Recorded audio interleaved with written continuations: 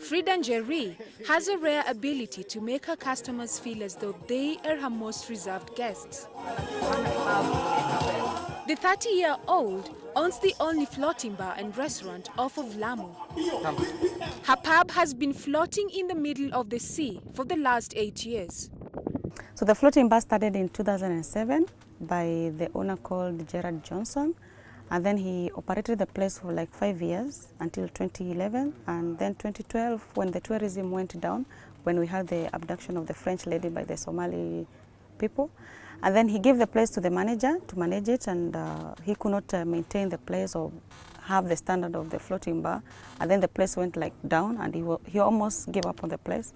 And then he decided to demolish the place and move to Mtwapa. And then I decided that the place is so good for the people. I said, no, I should not let this place go. So I took the place, I did a complete renovation from the ground to the top, and that's how I came to own the floating bar. Lamu has several top-quality beach hideaways, but the luxury at Frida's bar will take every cutaway breath away. It is designed for comfortable lounging that is spacious enough for mingling. Frida serves up affordable drinks, music, and a gorgeous view.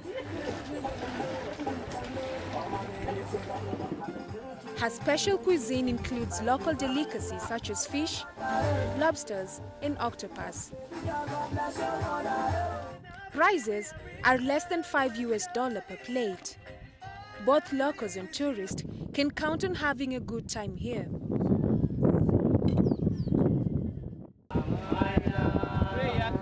It takes about 20 minutes from the mainland in a traditional dhow boat through the most beautiful sunset.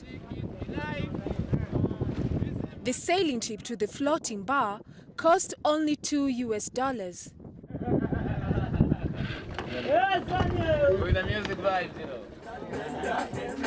However, private boat transport will cost you between $10 and $40.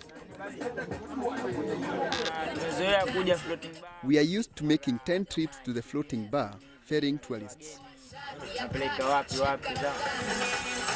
Frida is one of the new breed of bar and restaurant owners in Lamu Island. She caters to a middle class that is yet to expand due to cultural issues in the area. I've worked with the community for more than 10 years. So being a woman is a big challenge, especially I'm not a typical local from here. I'm from Central, but I've been here for so long, so I'm a local.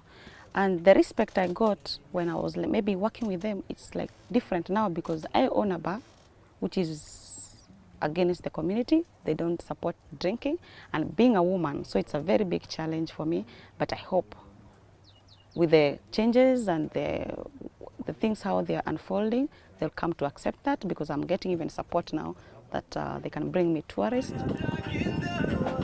But despite the social differences, Frida has managed to keep her business afloat. She makes between $50 and $100 in a day, bringing in close to $300 a month. Designed as an inland hopper, the floating structure moves within the waterway from time to time. Tilting and other movement is often caused by waves and tides. Sometimes, Frida prefers to have it pulled and relocated using a tugboat as a way of attracting more customers from all over the island. Most of the time when the season is high, especially in Manda and Shela, we have a lot of guests.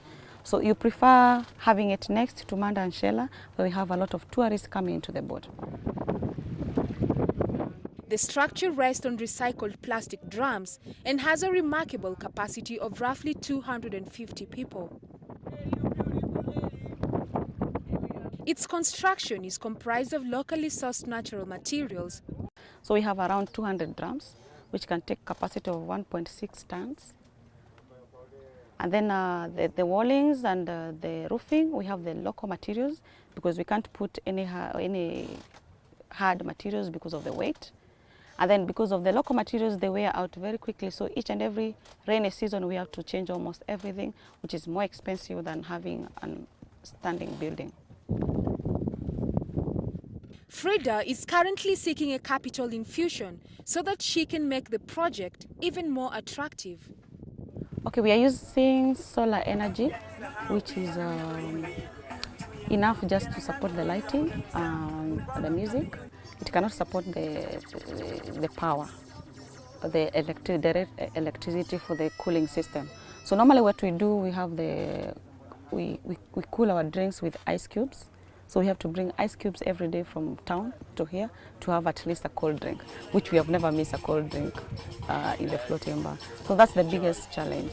So let's hope maybe in future we'll have maybe electricity crossing to the other island, that is Manda Island, which is just opposite the floating bar, and it can just pass here and we can have electricity. The floating bar operates daily from 10 a.m. to midnight, offering a brand new nightlife experience with a stunning view.